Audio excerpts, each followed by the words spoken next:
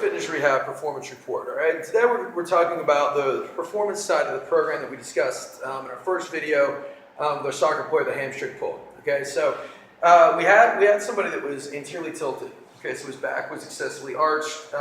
We also had somebody that was weaker on one side versus the other. Okay, so we know that we have some different things going on. And before we get into that, one thing that I want to really touch upon is the fact that really good injury prevention is just good training. It's a Michael Boyle quote, and it really rings true.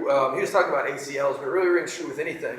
So a lot of the things that we're going to do with our soccer player is, just what we would do with anybody. So the one difference I think for him particularly is that he's very forward shifted into his toes all the time. Okay, so he's kind of like this. He's shifting forward. I mean, again, I'm over exaggerating.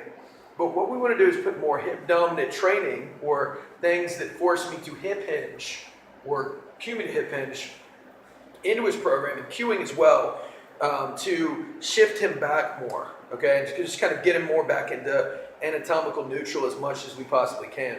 So some key exercises that we're going to utilize to do so would be the deadlift. All right, the deadlift is one of the first things that we're going to teach anybody. More importantly, it's just a hip hinge. Okay, so when I'm teaching somebody to do this, stepping off camera for a second here, the first thing that I do is I'm just going to have them put a stick on their back. All right, so they get the idea of having a flat back and stand over the object that they're picking up. I'm just going to lean forward until I feel a stretch in my hamstrings, keeping my back flat, and I come back. So this is what we need when we're doing a deadlift. Like all of this works together as opposed to me rounding out. All right, once I have that, I just add in a slight knee bend. I cue the client, only bend your knees as much as you need to get the hands on it and stand up. So I practice this a couple times. As the coach, is the person going through this, what you could be doing is just like holding the stick on the back. Once they get this, I have them just set up. They get their hands on the weight. I don't want them to stand up yet. And I cue them to shift forward as much as you can. Okay, now this is the weight in your heels. This is what we do not want. Shift the weight back as much as you can. Not that much. Shift the weight back as much as you can. Okay, now shift forward just a little bit so your weight's still maybe a little bit more in the back part of your foot, but it's more in the middle. This is what we want right here. So you feel all the way, you kind of feel your hamstring stretch here. Okay, so my weight's back. I stand up and I squeeze, and I come down. Okay, and again, stop, shift back enough to where I feel that stretch. I can kind of just straighten my legs out a little bit to get that stretch a little bit more, straighten up, and come down. Okay, now you notice I'm doing it from elevation here.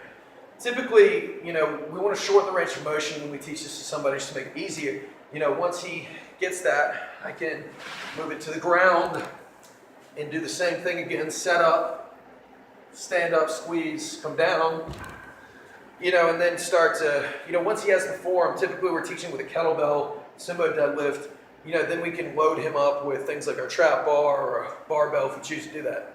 So our next exercise that we want to look at is a hamstring bridge. Okay, so we know that he has some discrepancy in one side versus the other. So what we're going to do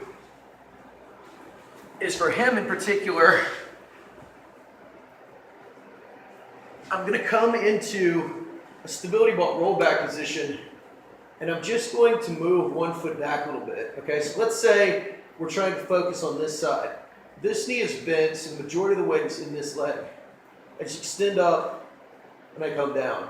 So I still have a kickstand on this side, but more kind of load is being borne by the left hamstring, or by the hamstring on the right here. All right. Once I kind of build that a little bit, I can go to a single leg version of that. Okay, and then I'm going to go single leg, roll back.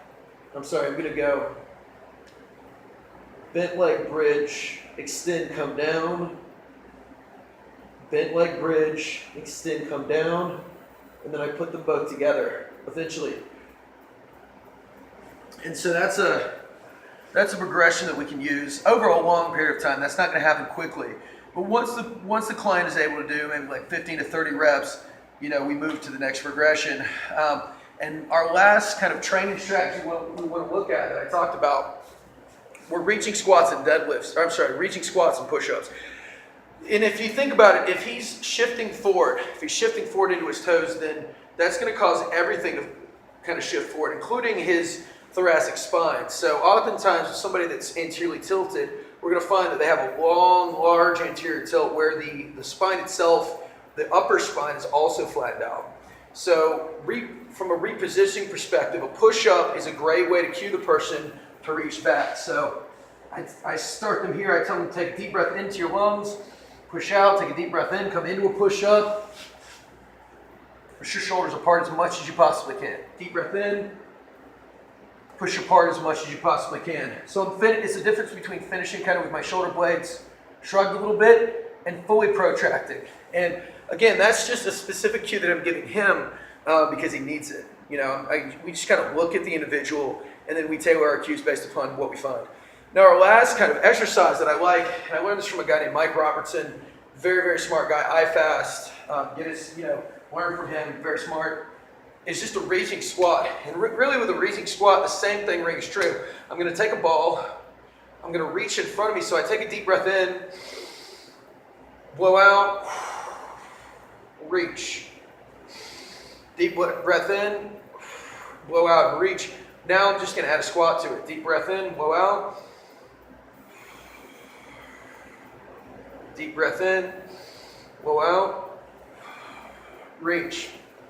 And again, this is kind of working on, the bottom part with, teaching them to just kind of put these areas together and tuck under. We did that with the 90-90 hip lift. The reaching stuff is just working on the top part. So both of those areas, we're just cueing them to flatten out. And, if we have somebody with good posture where they don't have this problem, I'm not necessarily going to use those same cues. But keep in mind, we're just trying to reposition them back to neutral from a training perspective. We use training to get the person into the positions that we want. That's the purpose of how we kind of integrate the corrective strategies with the fitness. We put them together and we get a training result. So hopefully that gave you some ideas. And if you have any questions, post below. Good job.